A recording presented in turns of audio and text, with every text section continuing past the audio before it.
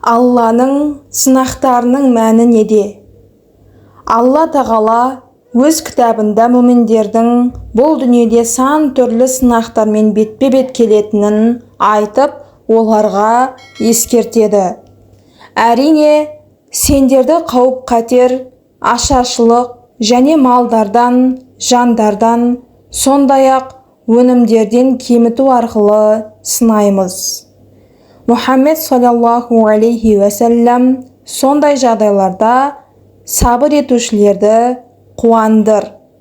Қашан оларға бір қайғы жетсе, олар шын мәнінде біз Аллаға тәнбіз әрі оған қайтушымыз деді. Пайғамбар саллаллаху алейхи уәсәләм былай деген: Аллах жолындағы мұсылманның алдынан шыққан әртүрлі мазасыздық, ауру, қиыншылық, қайғы-қасірет, тіпті аяғына кірген тікеннің өзі де күнәларының кешірілуіне кәфарат себеп болады. Бұхариде.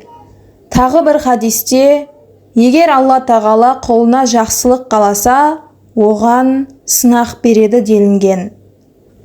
Мұсылман адам әр түрлі қиындықты басынан кешіруі мүмкін. Мәселен, ауру сырқат, табыс көзінің болмауы, балаларының тілін алмауы, шынтуайтында келгенде адамның басына түсуі мүмкін деген қиындықтың саны жоқ.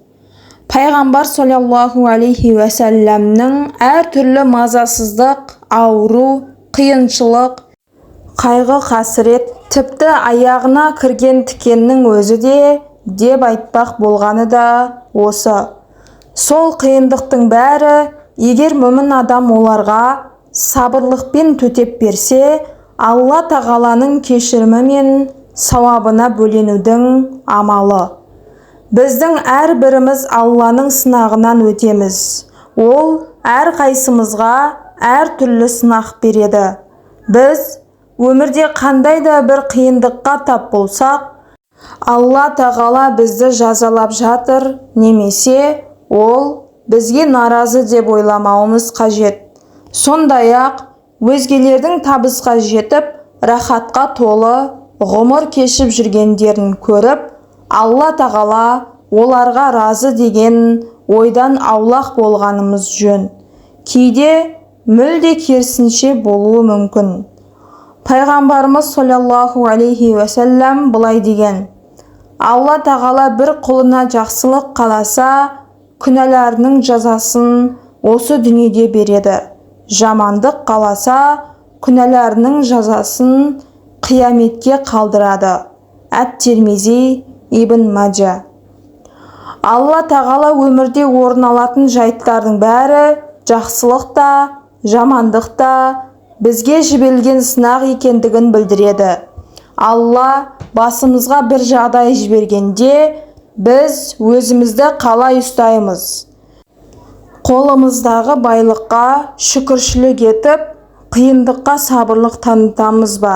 Әлде тәкаппар, қыңыр боламыз ба? Алла тағала былай дейді: әркім өлімді татады. Сендерді сынап, жаман жақсы күйге саламыз. Сондай-ақ бізге қайтарыласыңдар. Әл-Әнбия сүресі 35 аятта. Алла тағала былай дейді: негізінде малдарыңды және балаларыңды сын деп біліңдер. Алланың қасында зор сыйлық бар. Анфал сүресі 28 аятта. Көптеген адамдар ешқандай жамандық жасамаса да, не үшін бастары бәледен арылмай қойғанын түсіне алмай дал болады.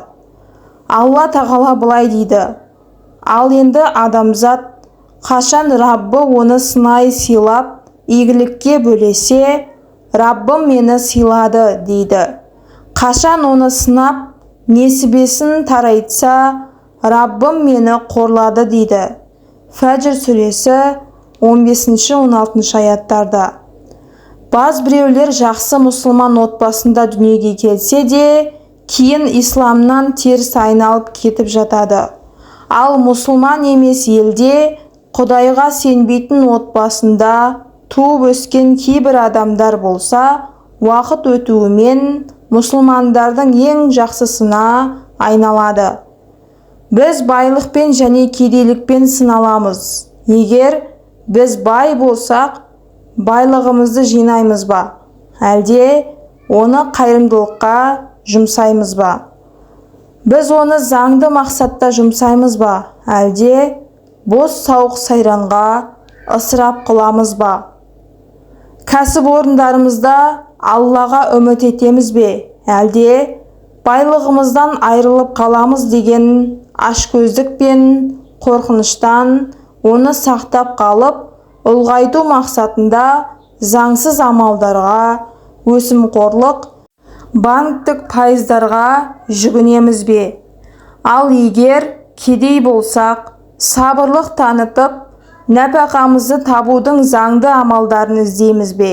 Әлде қажеттілігімізді қанағаттандыру үшін заңсыз әдістерге барамыз ба?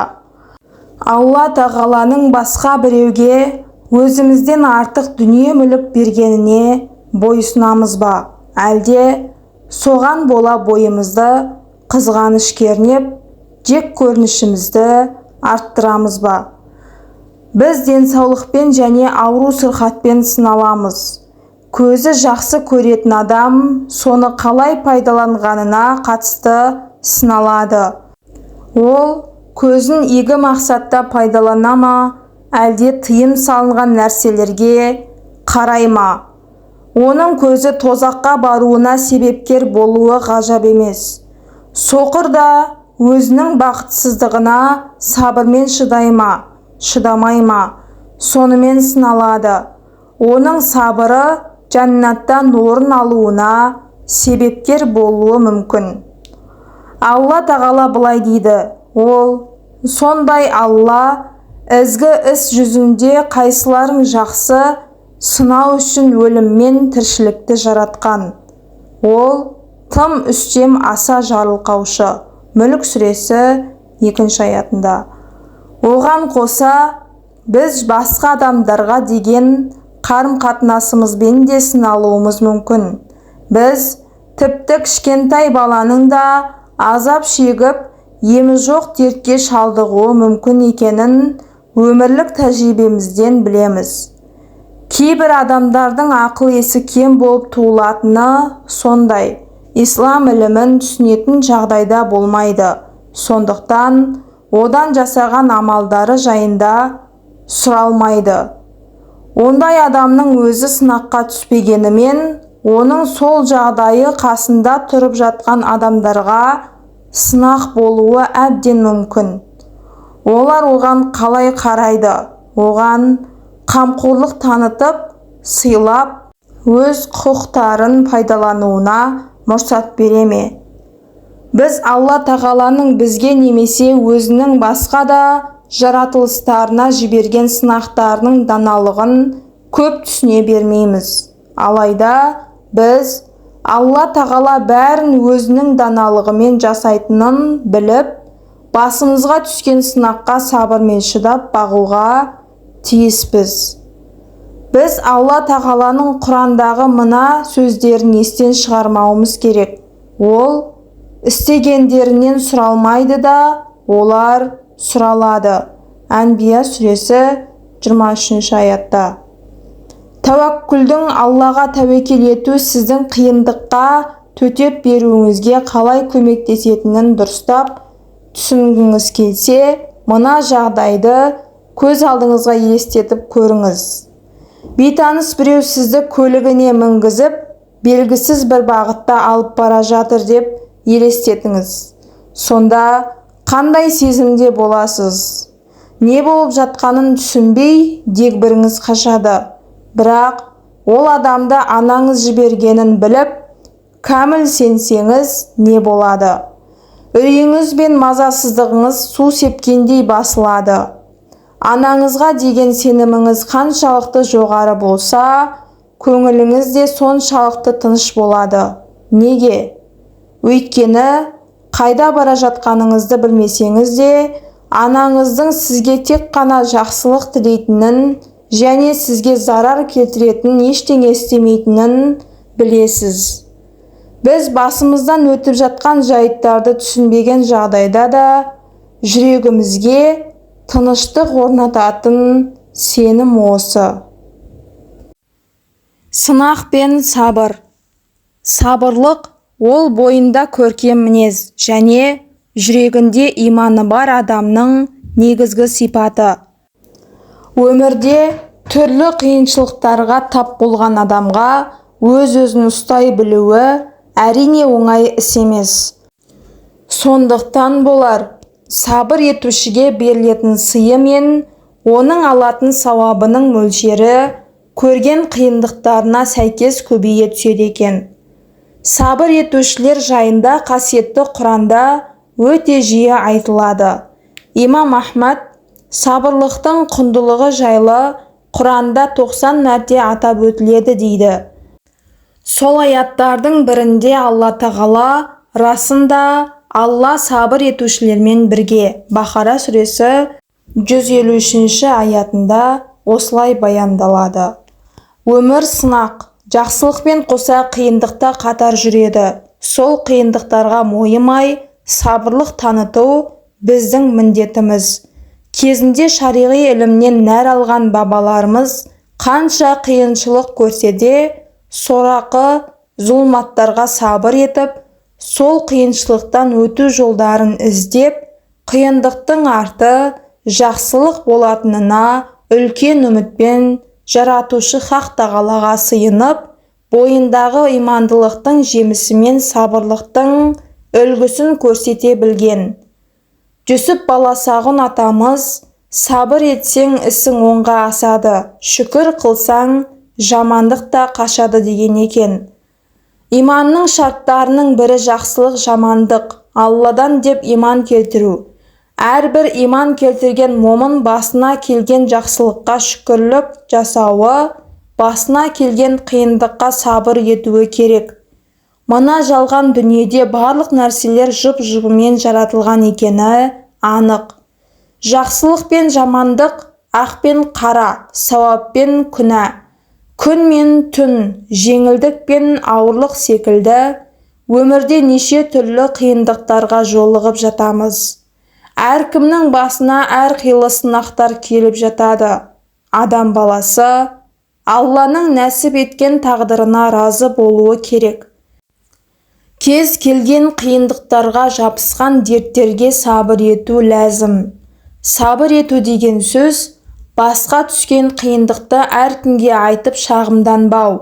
Бәлкім қиындыққа сабыр етіп, Алладан медет сұрағандарға сауап беріледі.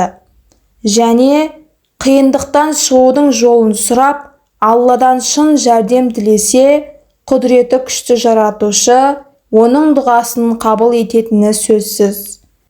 Қандай да бір қасіретке тап болған адам сабыр етсе, Алла тарапынан ақыретпен қатар осы дүниеде де лайықты бағасын алады екен. Бұл туралы Құранда егер сендер сабыр етсеңдер және тақуалықты ұстансаңдар, олардың, мұнафықтардың қастық істері сендерге ешбір зиян қылмайды. Әл-Имран сүресі 120 аятында. Бұл сабырлық жайлы Құранда келтірілген аяттар.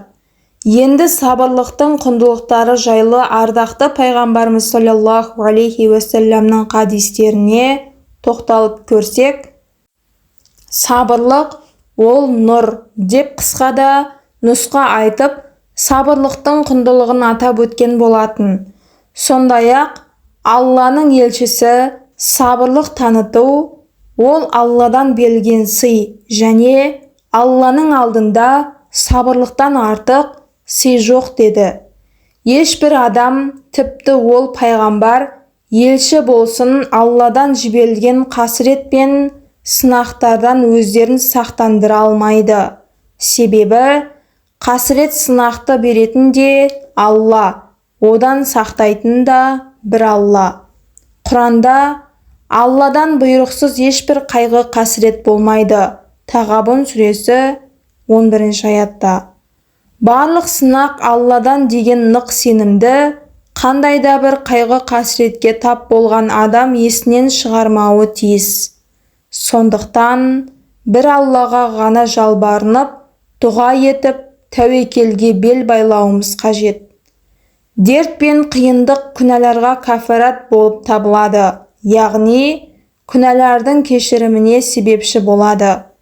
Құран кәрімде былай делінген: сендерге келген әр бақытсыздық өз қолдарыңмен істеп тапқан күнәларыңның кесірінен. Солай бола тұра, Алла көпшілігін кешіреді, бақытсыздыққа ұшыратпайды. Демек, жасаған күнәларымыздың бір бөлігіне жаза ретінде келеңсіздік, бақытсыздық келеді.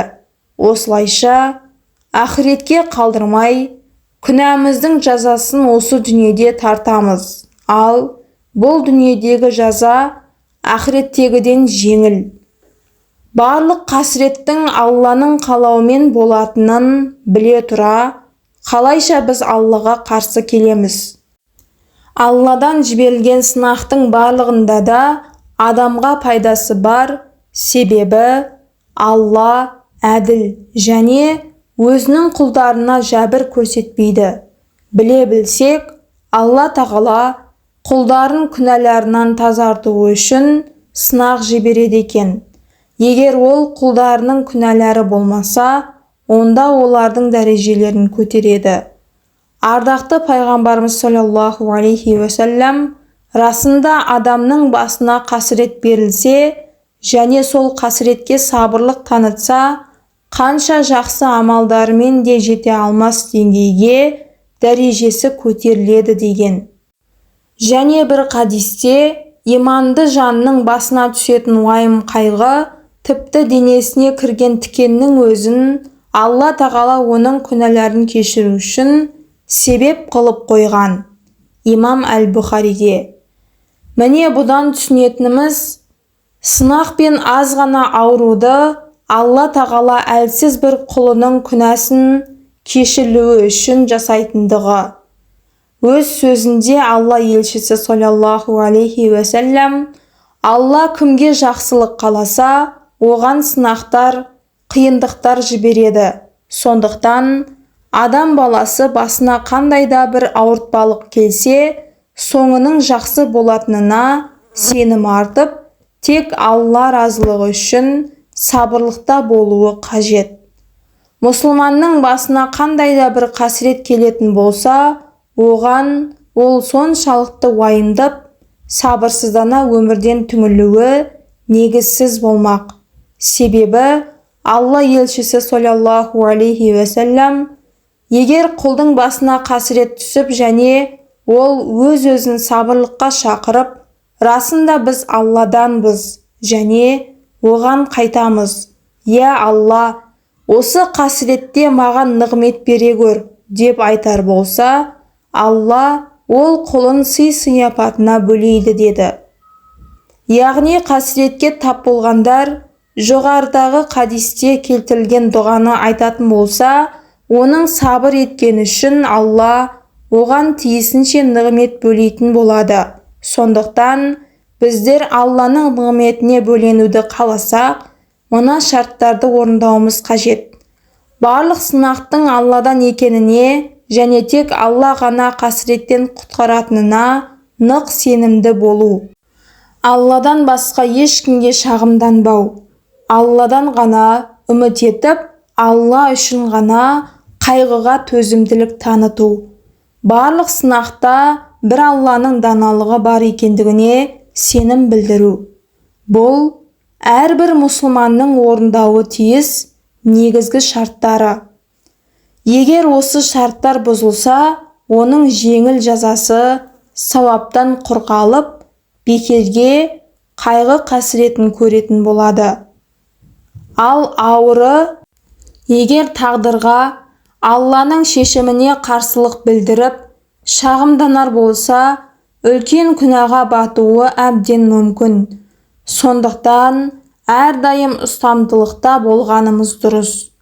Сабырлық қасиеттен ажырап, тағатсыздық танытар болсақ, Бұл біздің осалдығымызды білдіртеді.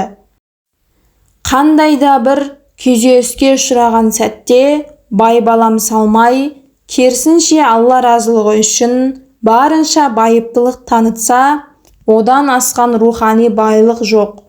Себебі барлық істің нәтижелі болуы тек қана ұлы жаратушының құзырында екендігі анық. Демек, сынақтың мақсаты мұсылманды шыңдау, шынайы сенім шыңына шығару. Түрлі тауқыметке төзіп, иманы шыңдалған адам нағыз иманның дәмін татады.